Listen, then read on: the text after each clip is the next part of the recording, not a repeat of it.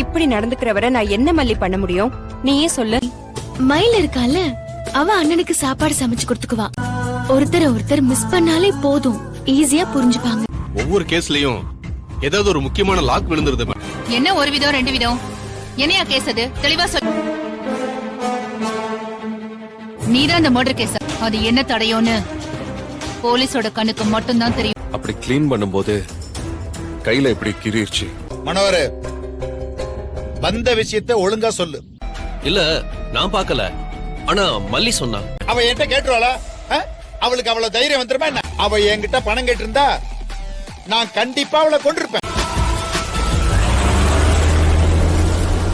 அந்த கதிரேசன் கிட்ட போட்டு வாங்கலான்னு பார்த்தேன்ல.